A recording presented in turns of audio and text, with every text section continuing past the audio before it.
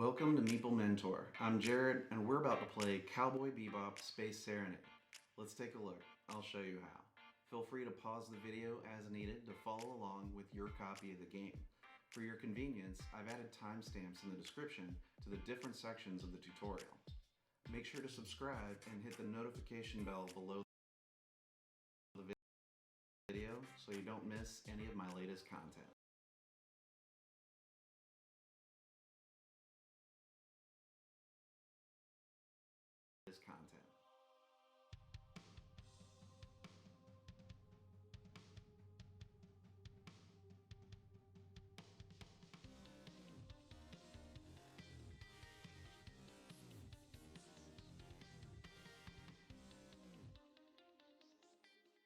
Cowboy Bebop Space Serenade is a game designed around the popular anime series Cowboy Bebop, which takes place in 2071 in space.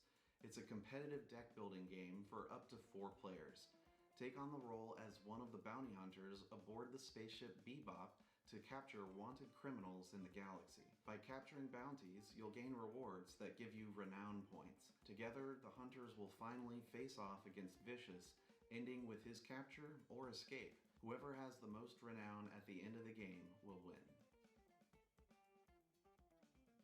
Place the 3 planet boards, common deck board, damage board, and the Bebop ship board in the center of the table. Place a fuel cube on the 1 space for the 3 planet boards. Place the miniatures for Spike, Jet, Faye, and Ed on the Bebop board. All 4 are used regardless of player count. Also, the game comes with cardboard standees if you prefer to use those for the characters instead of the plastic minis. Create supply piles of the renown tokens, capture location tokens, and vicious tokens.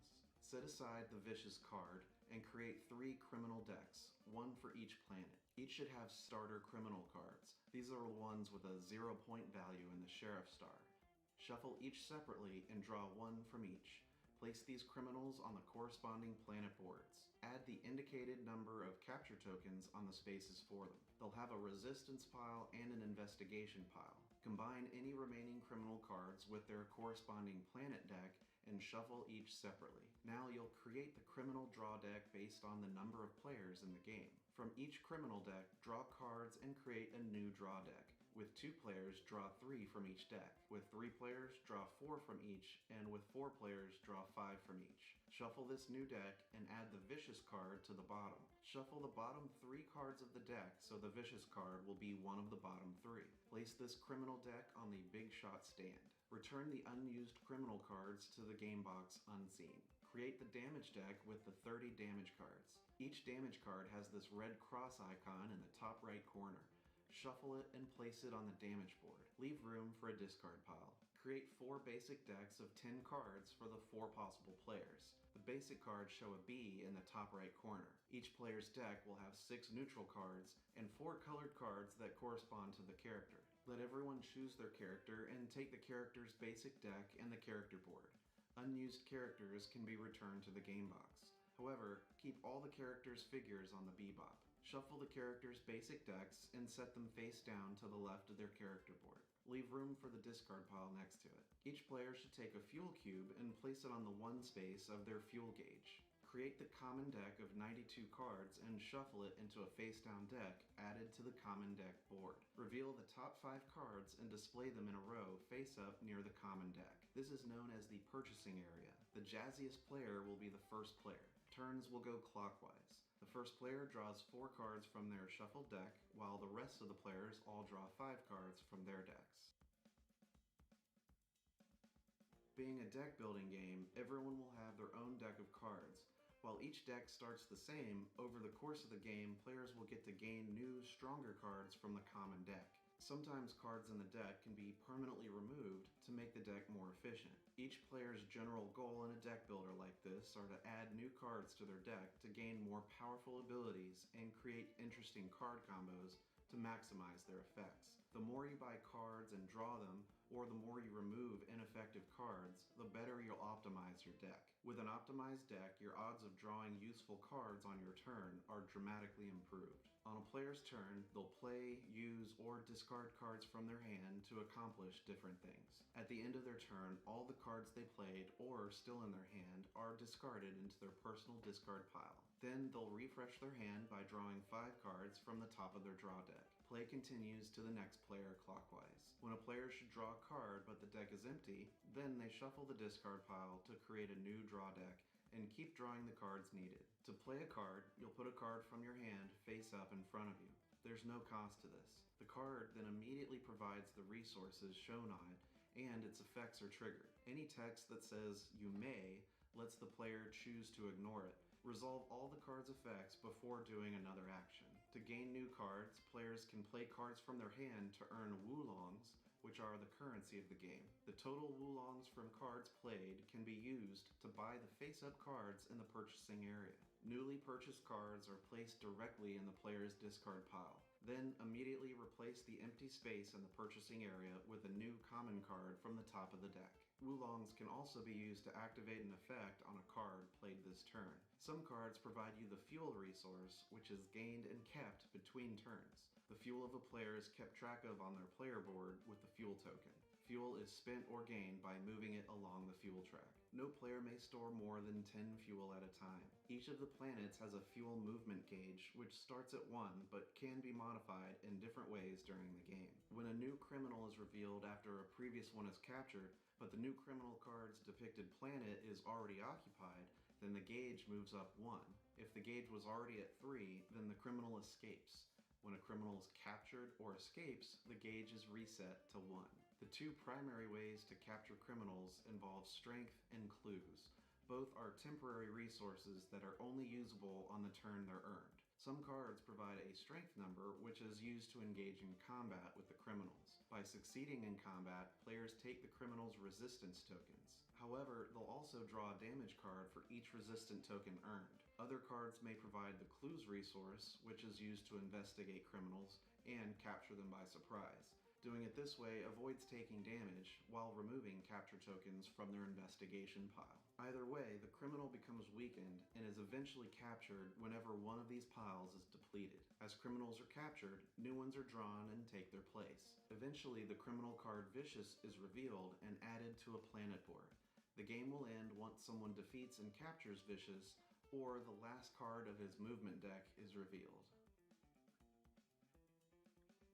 Most of the game's components and method of play revolves around the different cards in the game.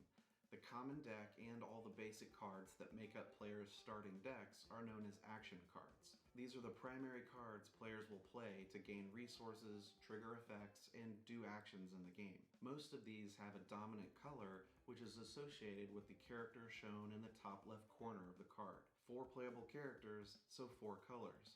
The gray action cards that start in the basic decks are neutral.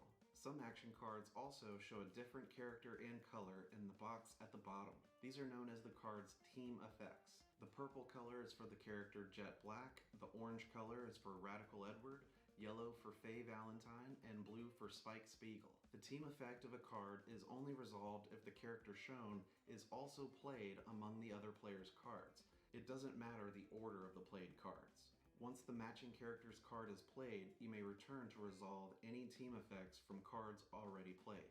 If the character was already played previously, then resolve the team effect on the newly played card with its other effects. A single character's card can activate all team effects that match. The criminal cards share the same card back, but each has a designated planet they can appear. Check the right side of their card for the planet, which will be useful in setting up the game. Each criminal is worth a number of renown points, as shown by the sheriff star next to their picture. By capturing the criminal, players will gain renown tokens, which will tally up at the end of the game to determine a winner. Each criminal card has 2 piles of capture tokens placed on them, the resistance pile and the investigation pile. The capture tokens placed must match the planet shown on their card. The left number next to these piles is the number of tokens to place on it when the criminal is revealed. The red icon's number to the right of the resistance pile is the number of strength it takes for a player to gain a resistance capture token. Likewise, the white hex icon's number to the right of the investigation pile is the number of clues necessary to gain an investigation capture token. Additionally, some criminals have an appearance effect that triggers as soon as the card is placed on the corresponding planet. Vicious is a special criminal card and works differently than the rest. Once the vicious criminal card is drawn, you should determine which planet he appears on by creating his movement deck. Take all the discarded criminal cards and any remaining criminal cards in the deck and shuffle them together. Captured criminal cards players have near their board should remain next to them. Place the new movement deck on the big shot stand. Reveal the first card of the deck to determine which planet Vicious appears on. Move his miniature to that planet and discard the criminal card without any other effect. If Vicious should move to a planet but he's already there, instead increase the movement gauge by 1.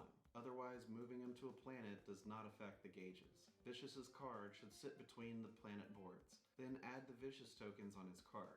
The number of tokens added is based on your game's player count, from top to bottom for 2 players, 3 players, or 4 players. The damage cards have a red cross icon in the corner and are shuffled into a damage deck at the start of the game. When players attempt to attack criminals by using strength against the criminal's resistance, players also take a damage. For each resistance token taken from a criminal card, they must draw a damage card from the top of the damage deck. When drawn this way, immediately resolve the red exclamation text's effects. It may indicate to remove the card, add it to the player's discard pile, or place it on top of their draw deck. When the card is added to the player's deck, it is now treated as an action card. Whenever that player draws that damage card from their deck, they may play it for its action shown at the bottom in the gray text area.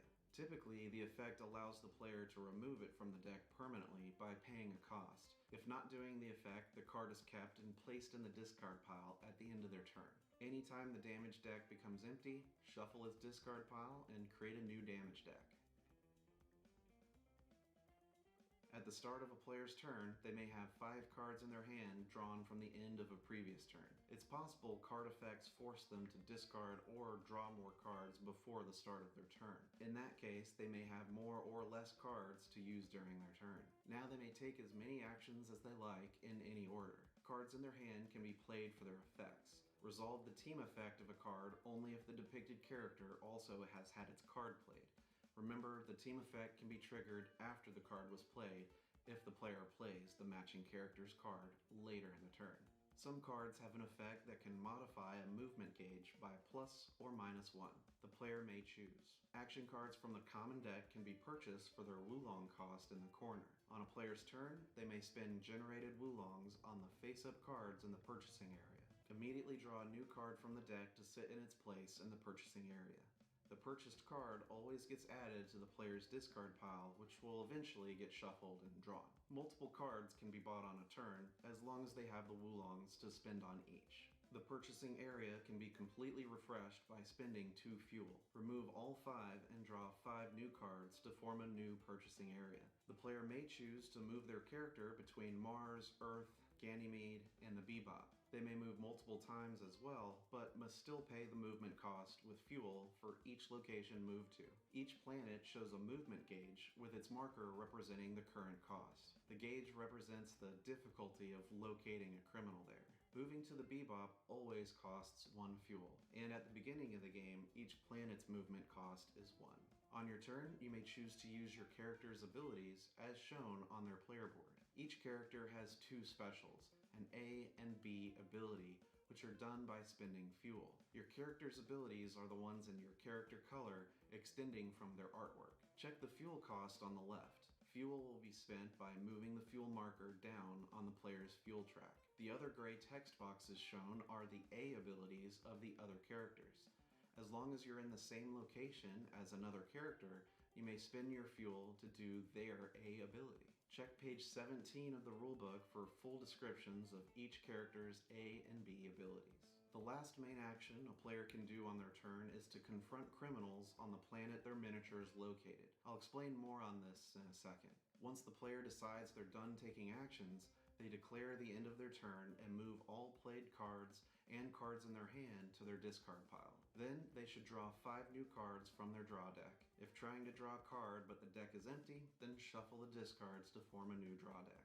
Then, if Vicious is in play and has lost at least one resistance token this turn, he will move. Draw the top movement card and proceed with his movement steps. This completes the current player's turn. The next player clockwise should now begin their turn. You'll need to move your miniature to a planet with a criminal and attempt to confront them in order to win the game. To confront them, play cards or use abilities that generate you strength points or clues. The strength points can be used to remove a resistance token, and clues can be used to remove an investigation token. The cost required to spend for a single token is shown in the bottom right of its pile. Keep the capture tokens on your player board. For each resistance token you take, also draw one damage card and resolve its immediate effects. Taking investigation capture tokens does not cause damage. Players can decide the order to apply their clues and strength, and don't have to spend them all. Any unspent strength or clues are lost at the end of their turn. Removing the capture tokens weakens the criminals. Once one of these stacks of capture tokens is emptied, the active player immediately captures the criminal. First, take the criminal card and place it face down to the right of their character board. Any player who has gained capture tokens matching the planet the criminal came from will get to convert them into an equal number of renown points. Take these from the supply. Players should keep them face down on their boards. Any characters on the planet where the criminal was captured are freely returned to the bebop. No fuel is spent. If Vicious is on this planet, he remains there. Then reset the movement gauge of the planet back to 1. Next, reveal new criminal cards unless Vicious is already out. Should Vicious be drawn now, resolve his appearance steps as I discussed already. Assuming Vicious isn't out or isn't drawn, then draw 2 criminal cards one at a time from the top of the criminal deck. For each card, check the corresponding planet. If the planet is empty, place the new criminal there. If a criminal is already at the planet, then increase the movement gauge by 1 and discard the drawn criminal. However, if the gauge was already at 3, then the current criminal escapes and the new criminal takes his place. Reset the movement gauge to 1. If you place a criminal card on a planet, resolve any immediate effects of appearing, which typically involves refreshing the purchasing area. Then set up their resistance and investigation stacks with capture tokens for this planet. A criminal escapes when the movement gauge was at 3 and a newly drawn criminal increases the gauge. Discard the escaped criminal card and put the new criminal on the planet. All player characters on the planet must return to the bebop without paying for the fuel. The movement gauge will reset back to 1. Each player with capture tokens matching that planet should discard them, losing out on potential renown points. It's important to note that players who play cards that increase a planet's movement gauge will never cause a criminal to escape. If Vicious was present at the planet a criminal escaped from, he remains there. With Vicious on the board, you'll no longer draw new criminal cards. Instead, you'll have his movement deck determining where he goes. Vicious is not considered a character, so cannot be moved because of the card's effect. Players may confront Vicious if on the same planet as him. Players can choose to confront Vicious or any criminal card present on the planet. Spend strength and clues to gain his capture tokens like normal. However, when gaining a resistance capture token, you should draw 2 damage cards instead of 1. You must spend 3 clues in order to gain 1 investigation token from him. These do not give you damage. Once one of his capture token stacks is depleted, he will be captured. The current player takes his card face down near their board like a normal capture. The game will then end immediately. Players should convert their collected Vicious tokens into renown tokens and discard all other capture tokens. However, if the last card of his movement card is revealed, then every player gets 1 final turn. If Vicious is not captured before the last player's turn is over, then he escapes. All players lose their Vicious tokens. Capturing Vicious is a major victory for the collective players. However, even if he escapes, 1 player will still take a minor victory. Only 1 player will get the glory either way.